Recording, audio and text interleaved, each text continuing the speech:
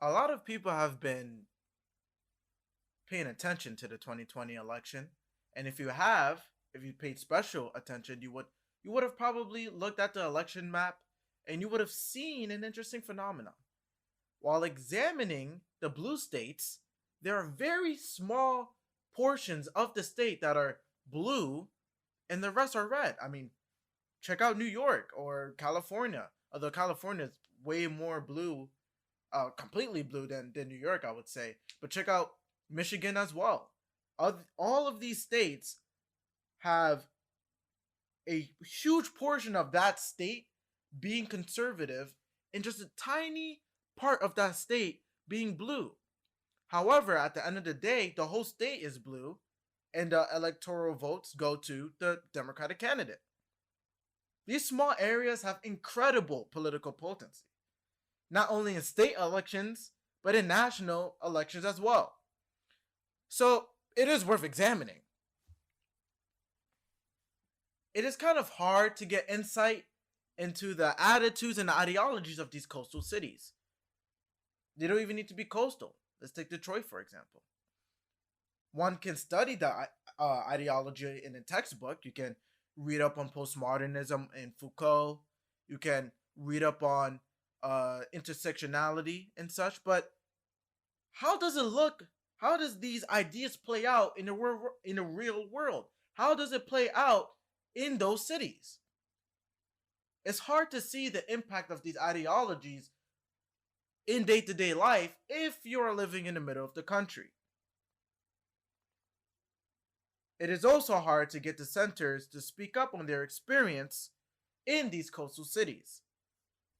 We are increasingly there's a culture. I wouldn't even say a culture, but this sort of attitude rising up within America, this sort of Jacobin attitude where everybody is afraid to speak up and to say what is on their mind. And it affects people as young as teenagers in schools to older people who have families and will not say a word to keep their jobs. Fortunately, we have someone on the West Coast to provide her experience encountering these ideologies on the ground. You are watching the Daniel and Fresne show.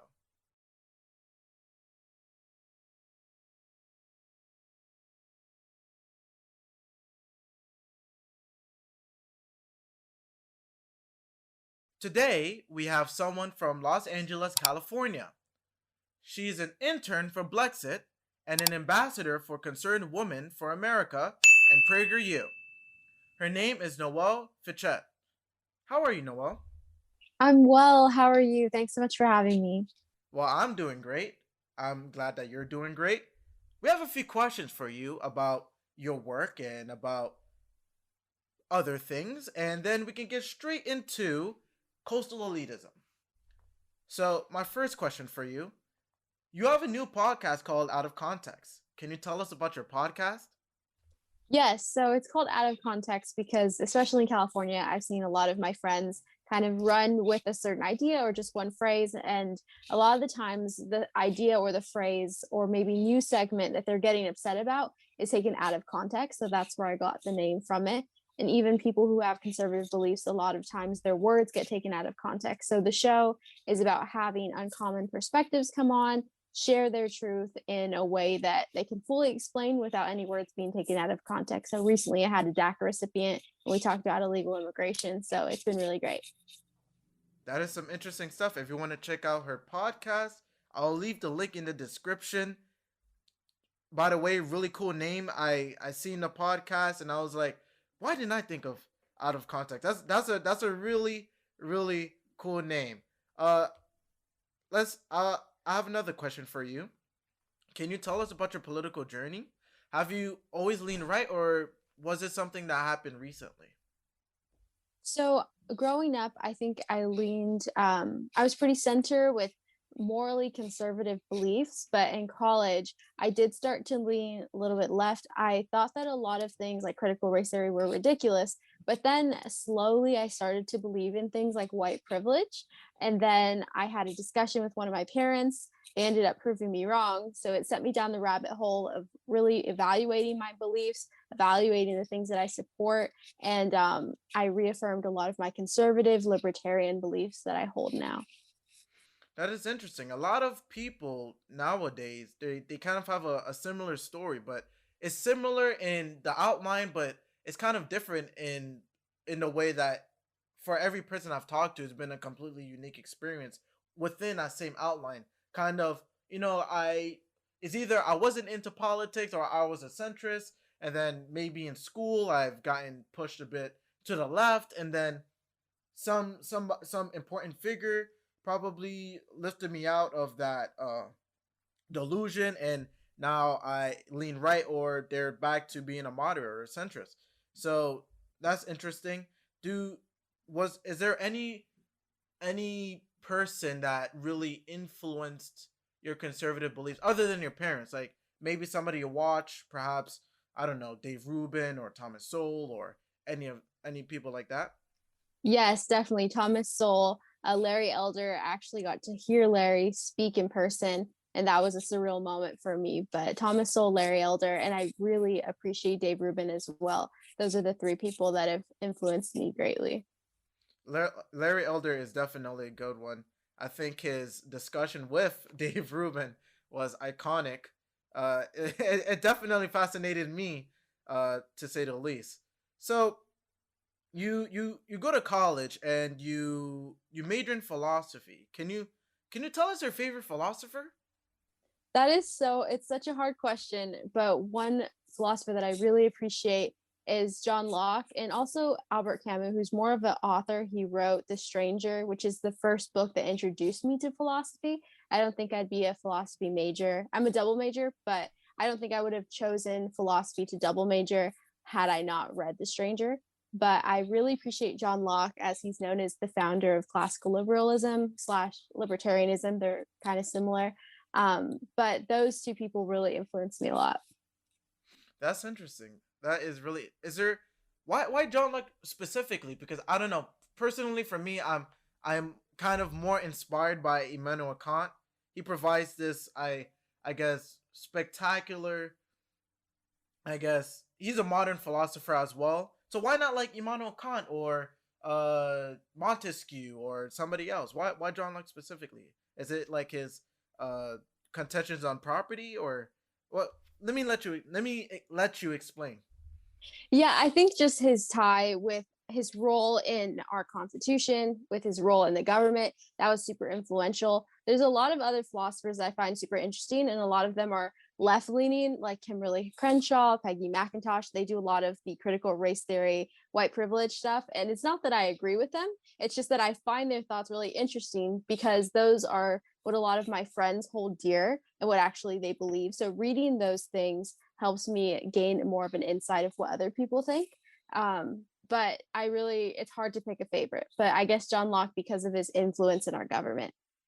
Yeah, definitely. What you said about the reading about, I guess those who believe in intersectionality, postmodernists, I find myself, studying, you know, people like Foucault, and people like you said, Kimberly Crenshaw. I was reading Chrissy Dodson, and her paper on epistemic violence. In order to combat what is going on today, you need to take it. You need to nip the bud. You need to pull the plant out from its roots, and studying Chrissy Dodson, even though you disagree with her, it is important in the long run. So, final question before we get into coastal elitism. What do you think is the biggest issue facing America? I think, and I actually just wrote a paper on this. I think the echo chambers are a really big issue. And I say that because we see this in our social circles, we see this in the media, in literature and academia, where it's really our youth. Our youth is the future of America. And I fear that the youth is only hearing one side. And I think that's leading to a lot of violence, a lot of division. So I think the echo chambers are a really big issue that is facing America. Oh yeah, I definitely agree with you. I mean, I've had like a lot of people tell me, X is a big issue, Y is a big issue, but I always, uh, one of my teachers, he's actually a really great teacher, and I would go to his office hours, and we would like talk about this stuff, and he'll be the first to tell me that the biggest issue that I think is facing America is social media in a way, and what the side effects of social media in the fact of what you said in in in the fact of what you said, echo chambers, right? Like if you go on Instagram, all you really need to do is follow the pages that regurgitate your ideology, and it sends you down this rabbit hole. Social media is a perfect place for radicalization, for the left and the right.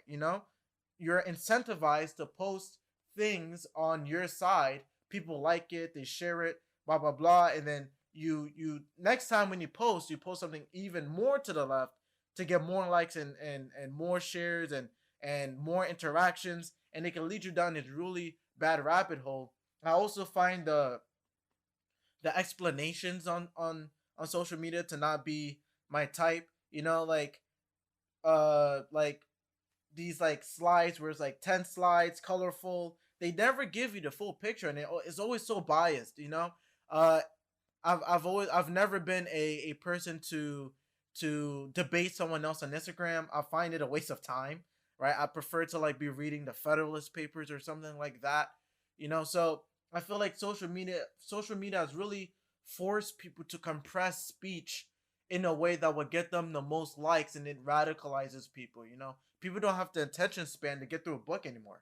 I face this myself, and that's when I realized, maybe I should start reading books. I couldn't get through 3 pages without like losing my attention span. Now I can get to like 40 or 50 pages in a day, without having to look at my phone. But it was a huge problem when I just started out. So I definitely agree with your assessment. Yeah, totally. And everything you said, I totally agree with. And just really quick, my philosophy class, we were reading about echo chambers. And in the philosophy paper about echo chambers, he only gave right-leaning examples to dangerous echo chambers. So I think it's a huge issue in academia because they're only hearing this paper that's supposed to point out both sides, but it's only hammering in on one side. So just, yeah, I just want to mention that really quick. Yeah, yeah, that is true.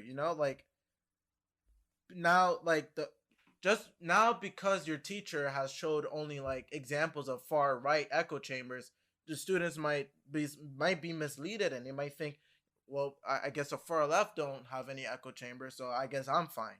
You know what I mean? So I definitely agree with you. Let's get into the main topic of the podcast.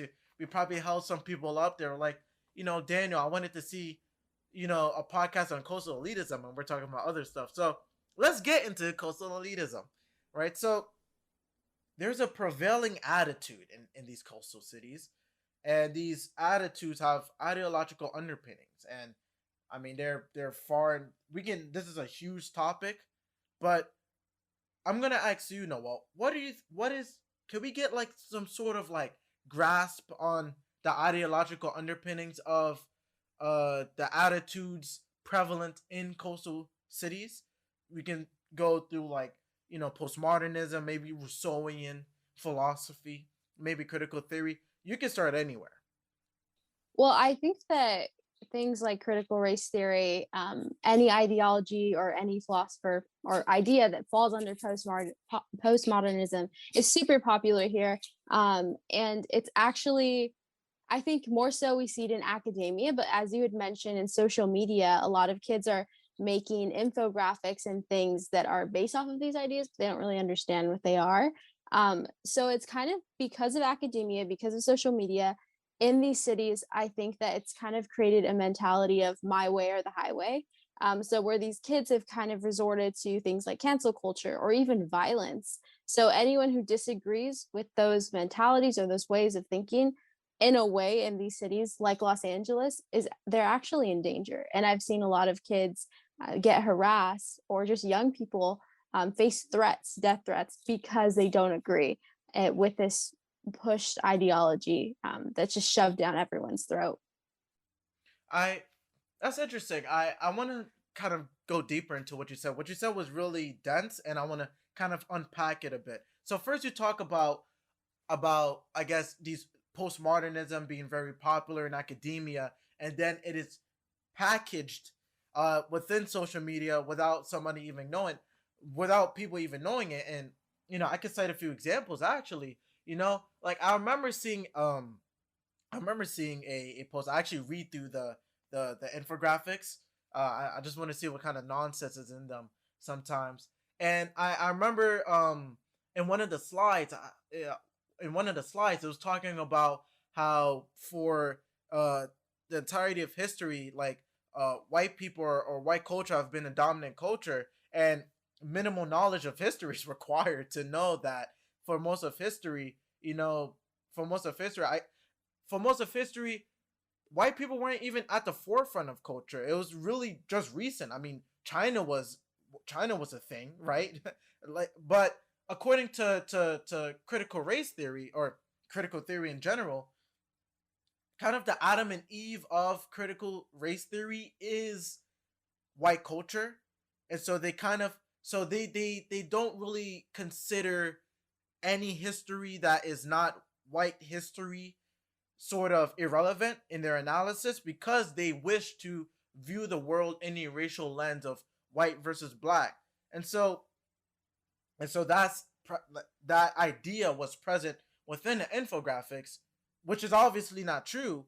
But then there's a ton of people who, I guess, like they read it and then they post it on their story, and that's, I guess, misinformation. If I want to repeat what people on the left are saying, that's pretty much misinformation being spread across social media. So I guess if you want to add on what sort of ideology that you've studied, perhaps maybe from postmodernists, but it doesn't just have to be from postmodernists, that you see in these infographics being posted around.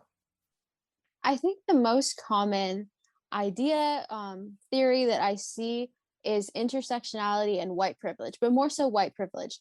That has just become the most talked about concept that I've seen. Every infographic seems to be about it. Actually, just saw a video today of a white teacher saying that her white band-aids, which are really beige, in her classroom is a form of oppression, and that's going to traumatize a student if you give them a neutral tone band-aid. That's And straight from Peggy so Macintosh. exactly, yeah, exactly, the band-aids, the Yeah. ballerina tights, exactly, yeah. So it's just, I was a dancer for a long time and I really didn't even think about, because we don't just have flesh colored tights, there's pink tights. So I didn't really think about it in a sense of oppression until I heard my professors speak about this, until I read Peggy Macintosh and I saw that through their lens. But it seems like every young person is really jumping on white privilege, microaggressions, and they're making these infographics without any sort of empirical evidence. It's all just emotional or anecdotal. Well, I want to get to that that sort of repudiation of the empirical in a bit, but first, first, why is white privilege bad? I thought it existed. Me as a black person, I don't get as much privileges afforded to me than a white person. Can you explain to us, Noah, what's so wrong about white privilege? This may be very controversial, but I think that white privilege and the way that people view it, because white privilege says that, and this is literally how it's described by, I believe, Macintosh. It's an invisible backpack of tools that someone has, and they walk around with society and makes their life easier just because they have white skin. Well, white supremacists believe that white skin comes with inherent benefits, that it's better. So to me, even though a lot of people would be very infuriated that I compare the two, they sound very similar to me, white privilege and white supremacy, because they're both saying that there's a benefit solely because the color of your skin, when in reality, there is many exceptions to this. A lot of the times they'll use police brutality as an example of white privilege, or they'll use the education system or wealth. But as we see, Chinese immigrants, Indian immigrants from India, they actually have one of the highest average income salaries. So there's just a lot of discrepancies, but none of those things have, the papers that I've read, they fail to list empirical evidence for their claims. So they use a lot of personal stories. But I think that white supremacy and white privilege are actually very similar. They're just rebranded in a way that people think they're different. Well, in a way, I guess you're kind of right because everyone view the world in racial lens, and you kind of need a boogeyman in a way. You know what I mean? You kind of need that kind of white supremacy to come, not really combat it, because critical race theories don't really provide any real solution. They only seek to critique, but in a way, in order for critical race theory to stand, there needs to be this over, I guess, omnipresent whiteness that is in society. And I guess that is one of the core tenets of critical race theory, that racism is an ordinary state of society. So you talk about the lack of empirical evidence within these papers, and so I want to get into that. Actually, there's this repudiation of the empirical that I see, especially among my peers in the classroom, and not just in the classroom, but in social media and all discourses.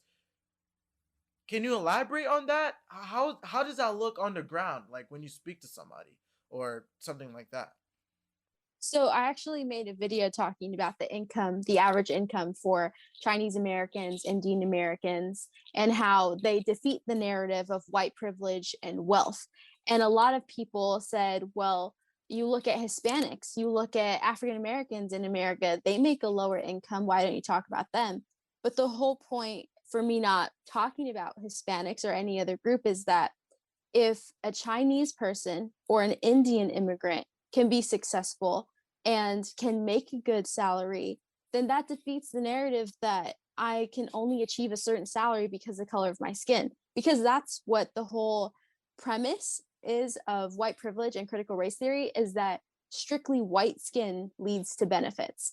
And people don't know that I believe it's, I don't want to misquote, but I believe it's Filipino and Indian Americans that make roughly about 80,000 a year for their average salary, between 70 to 80,000 a year, where the average income salary for a white person is roughly around $60,000. So there's a clear difference, but no one will ever bring up that.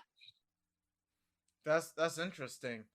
Um, what is, I guess, the response when you bring up that empirical evidence? I tend to see that there's this sort of, I don't know how to describe it in a way, but let me attack it from this angle rather.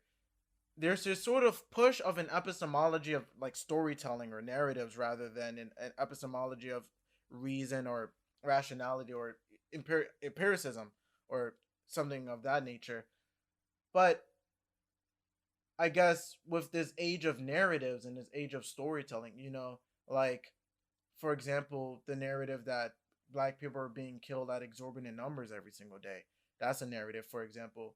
I see that an epistemology of narratives gives critical theorists the leeway to criticize our civilization in ways that aren't necessarily empirically valid. So how does one get somebody else to realize that we're living now in an age of narratives rather than an age of facts and reason?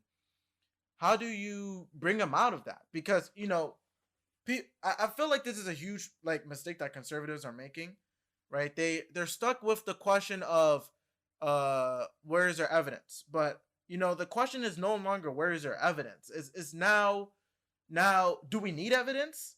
I thought evidence is the tool of white supremacy. So what's your case, Noel? Like, how can we prove that evidence is not a tool of white supremacy, but rather a valid way of knowing the world? That is a really good question. And I'm actually taking epistemology right now. So I'm actually finding the answer to that question in my semester. But I think that, for example, I did bring up statistics about the racial bias myth that they were talking about with police brutality in my class. And a lot of my professors said that empirical evidence isn't, that it's not valid.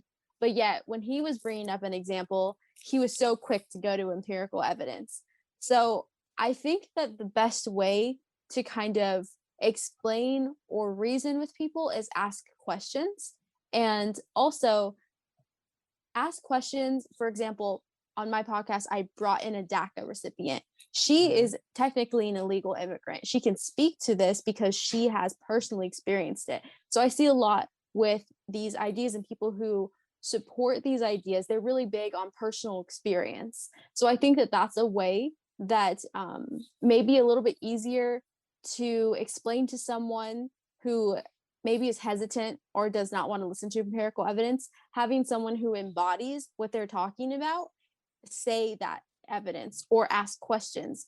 Um, for example, I'm a first gen college student, so I can speak about certain things that many people wouldn't understand that I think everyone can speak on, but they might listen to someone when they are directly impacted by that issue. So I think that people who experience those things firsthand have a very powerful voice right now and should definitely speak up on those issues, if that makes sense.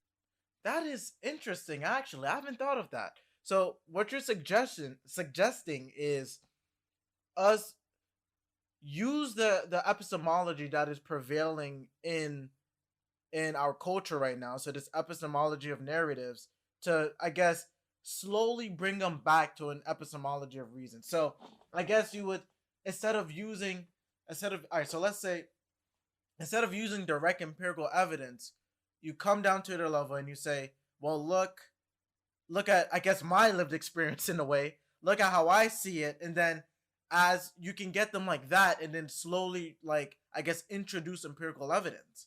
I guess that's what you're sort of suggesting in a way. So that's interesting because I think that's a valid way to address a problem. Again, like I said it before, but conservatives, they just drop the evidence and they're like, oh, facts don't care about your feelings. We're dealing with, like, we're not even dealing with what are the facts. We're dealing with, is facts necessary. So I think that's a really interesting way to put it. To ask questions, to share your experience, and then to sprinkle like some empirical evidence with it too. I That's an interesting answer, Noel. That's really good. So let's move on a bit. We kind of strayed away from how this looks like in coastal cities, but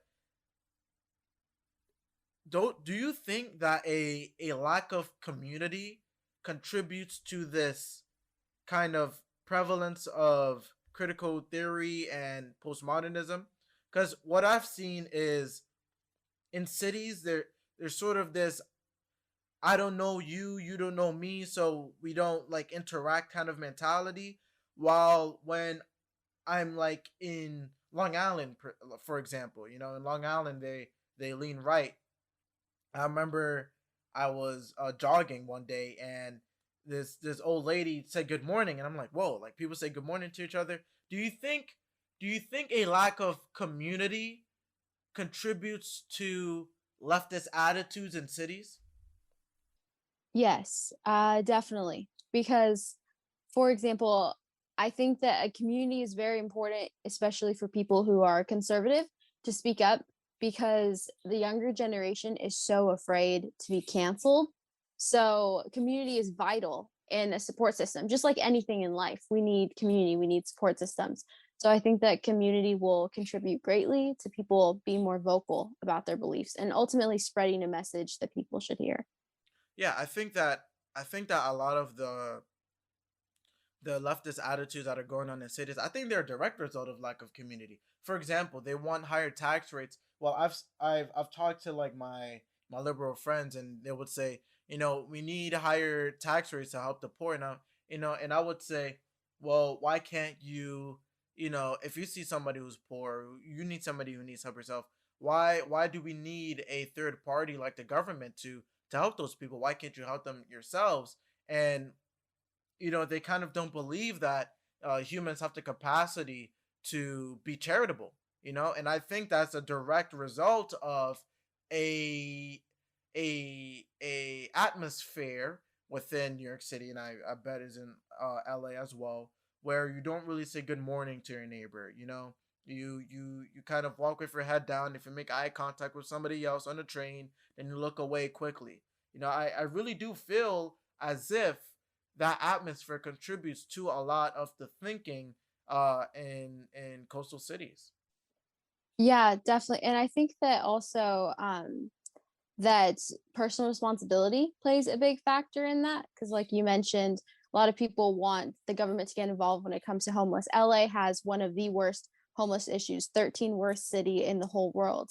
And I think that has to do a lot with people don't take that initiative. They don't take that personal responsibility upon themselves to go and create individual action because we need to be the change we wish to see in our communities. And a lot of people forget that.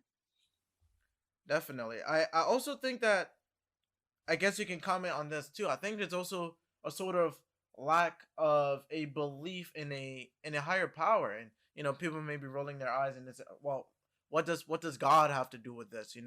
But I really do believe that without without belief in a higher power, and I've seen this. I actually like know like non-religious people and religious people, and the religious people that I know tend to be way happier. I My friends and I went to Central Park the other day, and we met this person who was drumming for 20 years. He played the drums at Central Park for 20 years, but he was the happiest guy there. And I mean, we're in the middle of the richest borough, uh, in the richest city, one of the richest cities, one of the best cities in the world, and you have somebody who don't make much. He's not a lawyer. He doesn't work in the financial district.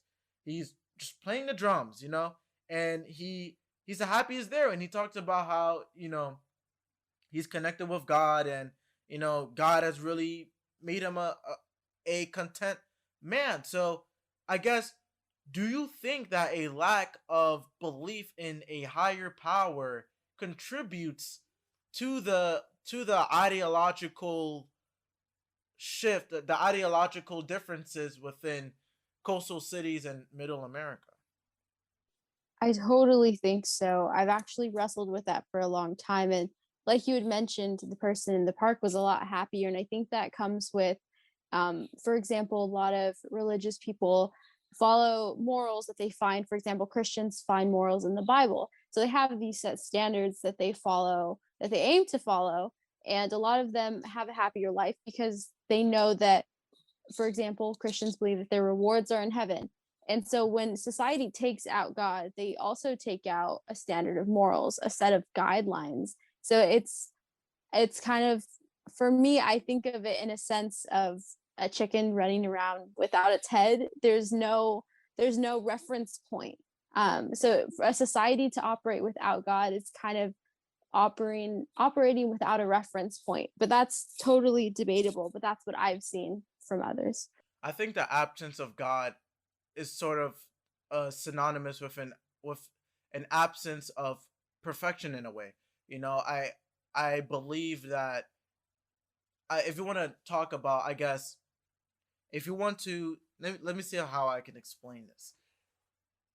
I guess with Socrates and his philosophy about, like, the good and like different archetypes and stuff like that.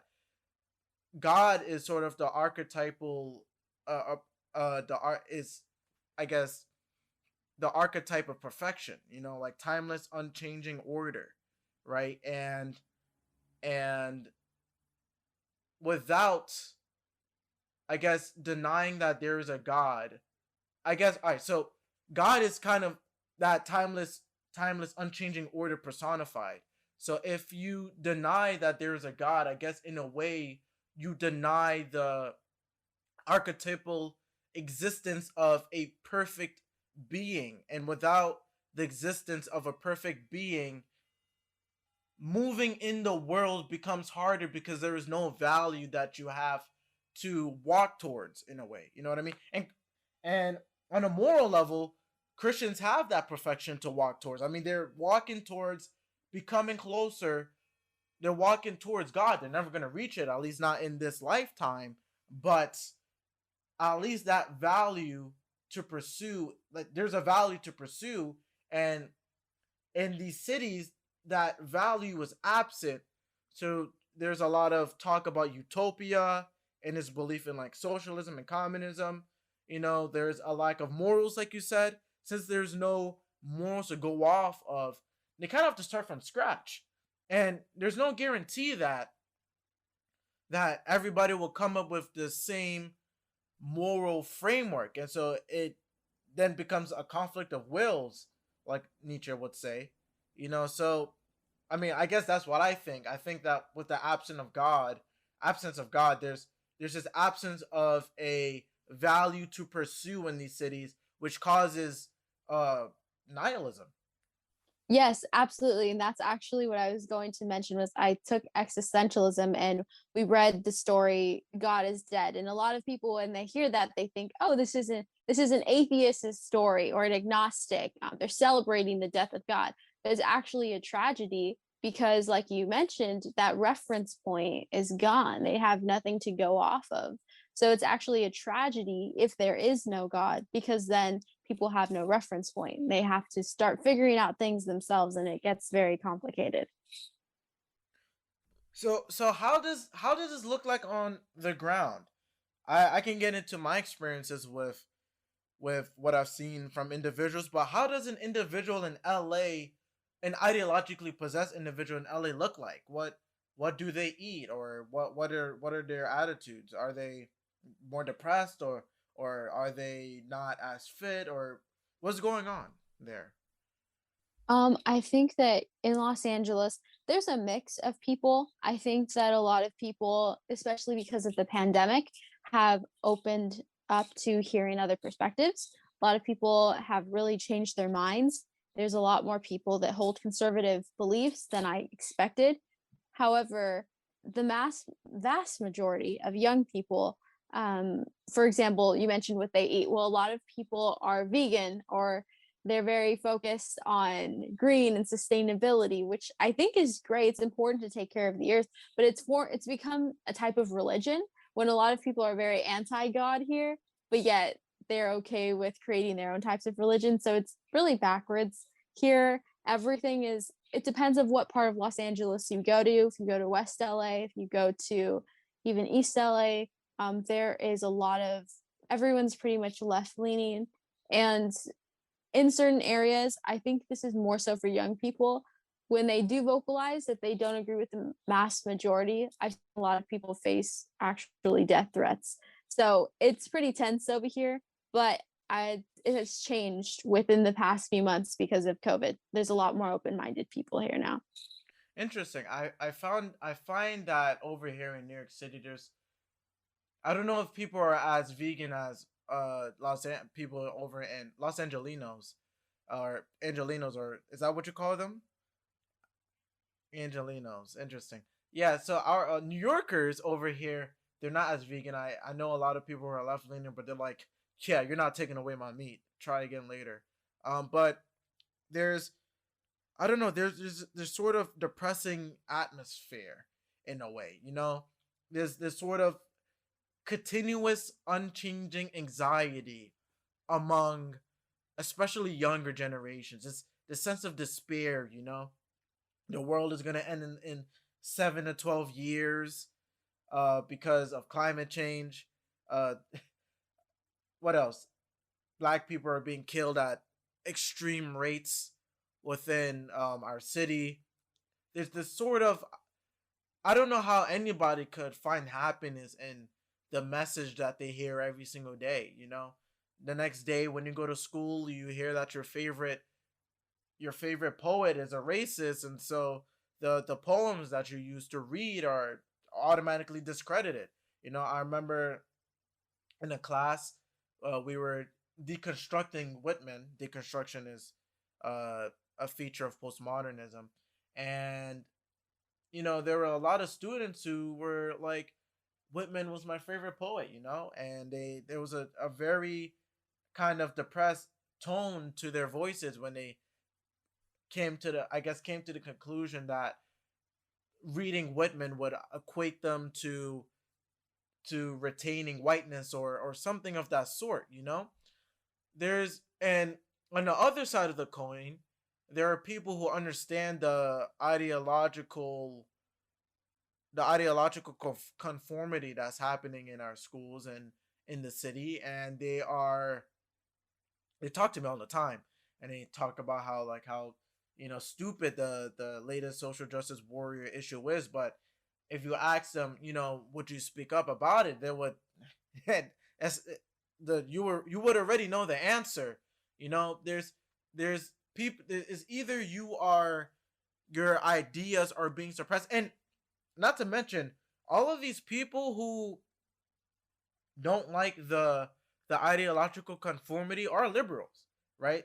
They believe in higher taxes. They believe in a welfare state. They believe, like the furthest left anti woke person I know, like think that America should adopt some version of Scandinavian, politics, and so there are people on the left who like look upon what is going on, cancel culture and all this stuff, systemic racism, and they're like, I don't agree with that stuff, but they can't speak up because if they speak up, bad things are gonna happen, and so there's this suppression of individuality in a way, and if you're not being suppressed, then everything you've believed in is being torn apart by this by an education laced with critical theory.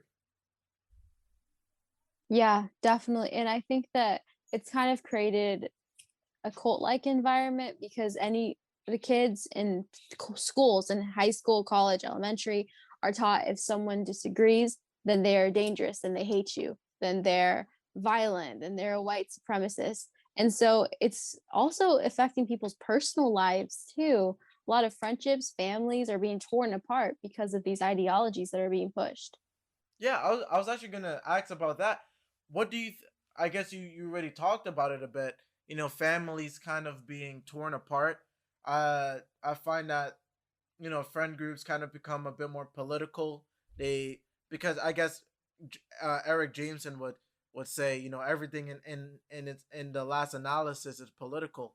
And so stuff like that becomes a matter of life or death for people in these coastal cities, and there's this kind of, is either you believe in it and you continue talking about it within your friend groups, and there are also people who are not ideologically aligned with these people, who they don't want to lose their friends, so they don't say anything. But I'd have to imagine it definitely takes a toll on them to not be able to say what they truly believe as a person, because they think that their friends will just drop them with like that. Yeah. Yeah, I actually experienced that firsthand. I talked about personal responsibility and I hadn't said who I was going to vote for, didn't say I associated with any personal political labels, and I was canceled for that. I lost all of my friends and even some family members and my best friend. And so it's crazy how you don't even have to really say a political party anymore. It's just if you disagree on one little thing, it's it's the end of the world, and that's really, really, really dangerous. Um, yeah, it's really bad. Yeah, I guess we were talking about the friend groups, but what you said about personal responsibility also has a huge toll on the individual. There's people there are people who don't believe the American dream is a thing anymore, and we can have a debate about how hard it is for somebody to climb the social ladder. You know, Hierarchies aren't always in perfect condition. Sometimes it's harder for somebody to climb the social ladder. Sometimes the elite makes it harder for people to climb those ladders, and people have different prescriptions for it. People on the populist right would believe in certain things. People on the populist left believe in certain things that we can do to fix the hierarchy. But there's literally huge swaths of people who believe that a social ladder is impossible, like on its face, like in like raise right lifting yourself up the social ladder is something that is impossible. And I mean, that's something we talked about, the lack of God, in the lack of value, at least in a moral sense. But the lack of an American dream just takes it to a whole nother level, right? Because everybody has this I guess, ideal version of themselves that is akin to a god, but wouldn't be God itself in a way, if I explain it properly, because the God of Christianity is a God that everybody can relate to, while your ideal self is somebody who you can only relate to. Maybe this ideal person is somebody who has his own business, and or has her own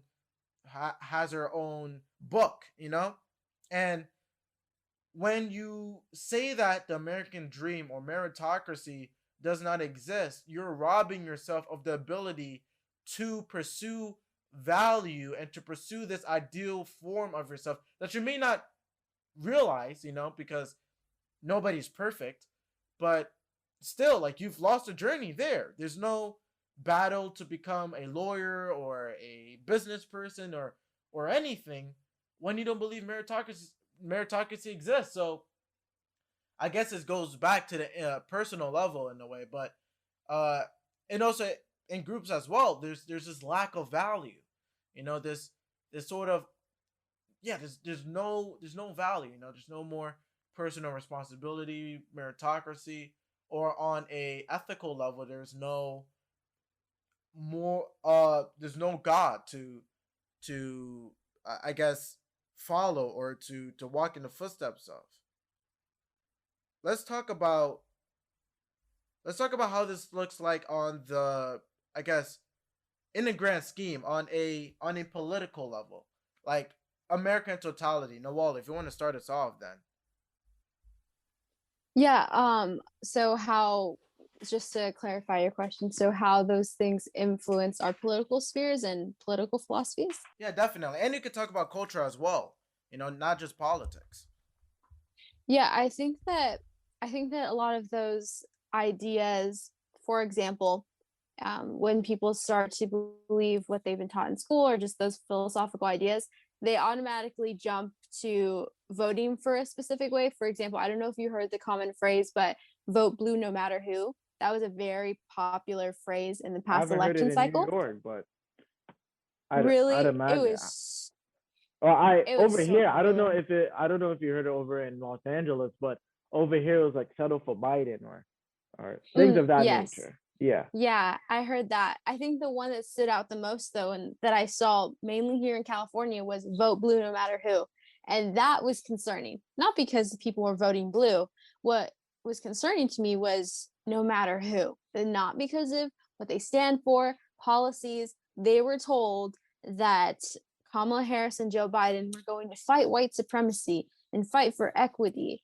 And it stemmed from teachers. I had a professor who literally said the American dream is dead. It doesn't exist at all. And so I think that it has adverse reactions. So when people believe that, they personal responsibility is gone, and they start to believe that they're a victim, and they start to think a certain way, they start to vote a certain way, and then it's just this whole cycle, because then they vote for policies that don't help them.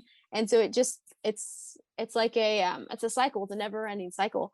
And I feel like that mindset, those philosophies have influenced young people into just supporting whatever they think. So, for example, anti-racism was a huge thing. And when they heard that the blue ticket, was supposed to fight anti-racism, they thought, okay, this is one policy that I like, so I'm just going to vote blue no matter who. It doesn't matter the other policies. It only matters this one policy. So I think that that's created people to just not question, and they just go blindly with whatever they think is the right thing. They don't look deeper. Definitely, it's sort of the surrendering of the individual in the needs of the individual to this collective understanding. And that's not to say that collectivism, in a sense, is not useful. As a matter of fact, we see in America, there are many times when people work together in order to get a common goal done, to work for a common cause. Like, we could talk about the temperance movement, for example. We could talk about, unionization against really poor working conditions. So there were a lot of movements that people work together, but it wasn't in the sense that, I'm going to give up my individual self to that collective cause. Is back then it was sort of like, and I talk about this a lot, but the the collective understanding in America was everybody in their full individual capacity contribute to a certain goal rather than you giving yourself up as Noel or as Daniel to a cause that may not have your best interests at heart. Yes, absolutely. There is a balance between the two. You want to contribute to be a collective, but like you said, you don't want to give up who you are and your individual self. Yeah. So what about culture? I mean, in I guess in a political sense, you've kind of like described it perfectly. There's this ideological conformity in politics where everybody is just, oh, I'll just vote this, I'll just vote that, without really having real considerations about what implication that would have for our country. What about in a cultural sense? What's the implications of these, or what is the effect of these ideologies in our culture? It's so LA is huge on music, film, fashion, and it's infiltrated. These philosophies have infiltrated every single aspect. For example, our stores outside have, Marxist symbols or certain political symbols, and they're clothing stores, or it'll be a food brand or a restaurant. For example, I saw a restaurant with a sign outside that said, "Don't enter if you don't support ABCDE," and they were all leftist philosophies. So I feel like it's also excluding people, and it's creating a very toxic culture because now people who go to music, who go to fashion, everything is one-sided. There's no type of, before it's just, oh, you can believe whatever you want politically, but then music, enjoy it, fashion, enjoy it, food. But now every single aspect, restaurants, fashion, food, music, have all been politicized. And I feel like there's a huge danger in that because it creates a mono-minded society. I That's interesting. Tim Pool talks about that a bit. He talks about how there will be this sort of creation of like a parallel economy of like an economy where people on the left does X, and an economy where people on the right does X, and that, I guess, that's really bad for our country if we're creating I mean, split economies that I guess that have huge I guess huge. It provides, it makes us, it forces us to question whether we can coexist as a nation. I agree with you. I I don't see the signs as much in New York City personally, but the attitude is definitely there. In New York City, I guess that's interesting because in New York City, in a way, you kind of don't see it as much when you're walking up and down the street. It's more it's definitely more covert in New York City. That's interesting because I guess in LA they're more open about their I guess ideological discrimination, but over in New York City, I guess it's because a ton of people, especially in certain parts of Manhattan, like the financial district, there's like, it's really just like business people, you know what I mean? Or where I am, I mean, people just, they do their thing. They don't really care. In New York City, it's more like a very small minority, but they have the megaphone. You know what I mean? I have friends who are still apolitical, who don't care. They just want to come to my house to probably watch a movie, or they just want to like play basketball or soccer or whatever, and they really don't care about politics. There are people who are too concerned with their jobs to care about it, but it's just that because they don't care, the megaphone is kind of unoccupied, and the woke cult sees the megaphone unoccupied, and so they regurgitate their ideology at the, I guess, dismay of other people. Yeah, I think it impacts jobs too, because here in LA, you don't want your employer to find out if you are conservative, because that can actually cause you to be fired. So that's also a danger. Well, that's the same thing in New York City, right? It's more covert in New York City, right? So in school, you probably don't want somebody knowing that you're a dissenting voice. In your at your job, you probably don't want somebody to know that you're a dissenting voice. But there isn't really, there's a very select few who you can tell just by looking at them that they're ideologues. You know, they for the men, I usually find that they are they're not as masculine. They're skinnier, frail. They don't really have the color in their face. You can tell if somebody's healthy by like examining their face. You know, there's a lack of color in their face, while those who aren't ideologically possessed, they're definitely happier. They definitely go to the gym. They definitely, like, you can see them smiling. You know what I mean? So at least that's what I see for the men. For for women is, I guess those who are ideologically possessed will probably dye their hair, perhaps. I guess for the most part, I haven't really been paying attention to the opposite gender, but I for like I guess a common denominator between all those who are like ideologically possessed would be dyed hair, in my experience at least. I've noticed with girls too, a lot of my friends, and even when I leaned a little bit more left, there's this, it's very somber. For girls, I think things are more internal. So a lot of girls have anxiety or they may be a lot sadder. And that's because there's no hope. There's no hope in the things that they've been taught and things they believe, there's no hope, and that's reflective on every other aspect of their life. It impacts academics. It impacts, like you mentioned, working out. That in every facet of their life is impacted.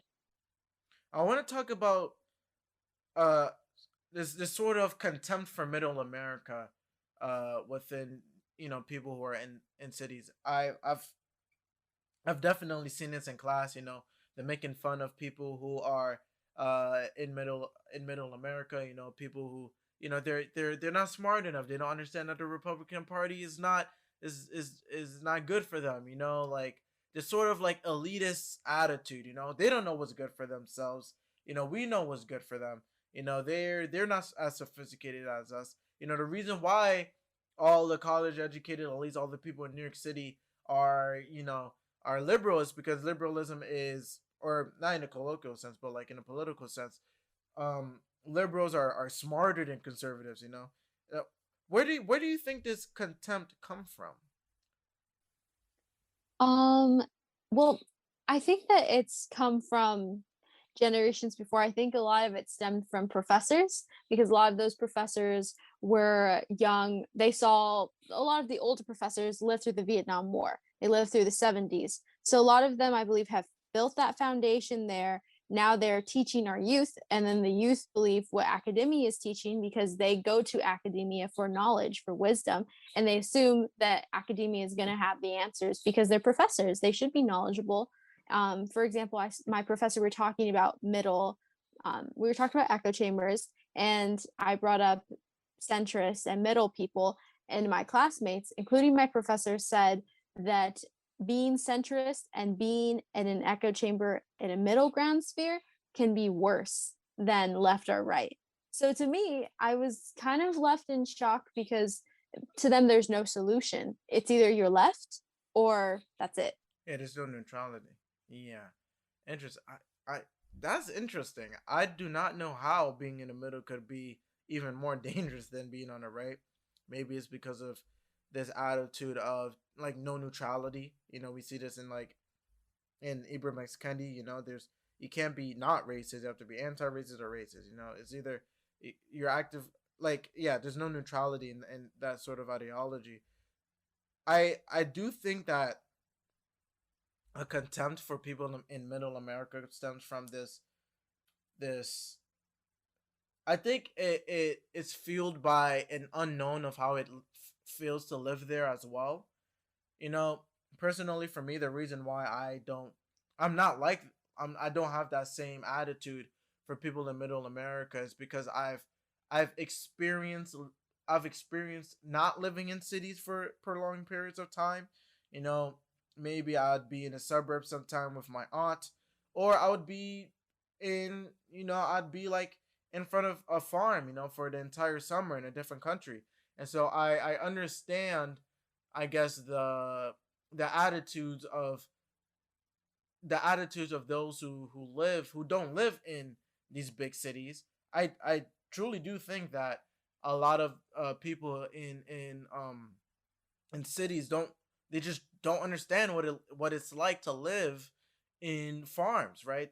I guess they're is most seen in their ignorance of guns, for example.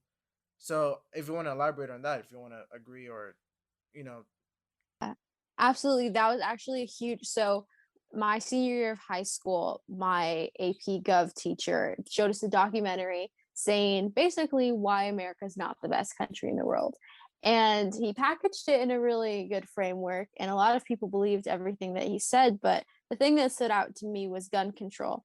And he was saying that America is the only place with guns.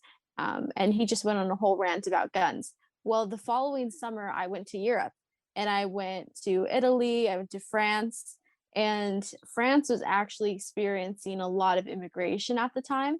So was Italy. So literally on top of the buildings, there were people with these huge machine guns. So to say Interesting. that, and again, those were the police, those were government officials, but my teacher made it seem like there was zero guns. Guns were non-existent in Europe. But then actually going to Europe, seeing firsthand for myself the issues there, seeing that it was not a utopia in Europe, that they actually had a lot of issues, that there were guns, and that was a blatant lie that he had told the class. That expanded my horizons. So I think that people need to go outside, and not everyone has the resources too, but the way that people think is directly impacted by their environment, and a lot of people don't have the opportunity to go and see the world and see the difference between what they're living in. definitely. I guess to top it all off, do you think that cities can come back to a sensible position? I don't expect them to shift all the way right, but do you think they return to classical liberalism instead of this ideological uh atmosphere we see right now? Sometimes I think so, and sometimes I think not. For me, I identify more with classical liberalism. So there's a sense of hope when I'm talking to someone that they might be drawn to things that I'm saying. But then sometimes I encounter people who are willing to listen and they're like, hey, I didn't think about that this way. And even in Los Angeles, because of the lockdown specifically, a lot of people have returned to classical liberalism. However, I do encounter the people who are extremely on the opposite, who don't are not even willing to have a conversation. So it's hard to gauge what's there more of in the cities. Is there more of people who are willing to listen? And I think it's a direct result of the lockdowns, or are there more people who just there is no hope and they just don't want to listen? So it's hard to gauge. Sometimes I think that there is an opportunity, sometimes I think there isn't. It's just really hard to gauge. Yeah, I have to agree. Sometimes I do think that there some days I'm optimistic, other days I'm pessimistic. I find that there are certain people you really can't convince, like you said. There's certain and I've realized that our battle to restore classical liberalism in America is not convincing the ideologues, but rather convincing the people who haven't made a decision yet. And so when I think of that, I think that perhaps we do have a chance, but also I do think we probably are gonna return, but after like going off the deep end, you know what I mean? Like over in California, it's already getting pretty bad, with like the homeless crisis, and weren't they proposing a wealth tax on wealthy people who left the state? They were like tax them like 10 years after, so California is getting pretty bad. New York City may follow shortly after. I think it is only when we see the full effects of the ideology in these cities. I think once that happens, once there's a full, I guess, once you can really reap all the effects of the ideology in these cities, there will finally people who will like say, at first I didn't care, but enough is enough. I just don't know how long that's gonna take. I guess California is like I guess California is a few miles ahead of New York City, but we'll see. We'll see, definitely. Do you what do you think needs to be done? I already said, personally, I think that we're probably gonna go all the way left, and then finally there'll be a reset. Do you think it might happen a different way? What do you think people need to do in order for us to restore our cities? Honestly, I agree with you. I think that that is what it's going to have to take for things just to get so bad to a point where people, like you said, there's a reset. And I say that because that's what we saw with the lockdowns here in California. It took a mass increase of suicide amongst young people, a mass increase of job loss, homelessness, to for people to realize how bad these policies were. And it's really unfortunate that it takes all that damage for people to realize that they need to maybe think and consider a lot of the policies and ideas that they're just accepting so lightly. Yeah, definitely. I guess we just have to hope and pray that they don't impose those policies on the rest of America while they're doing their little experiment on the cities themselves. Well, that's it for today. I hope this is the last time you come on the podcast, Noel.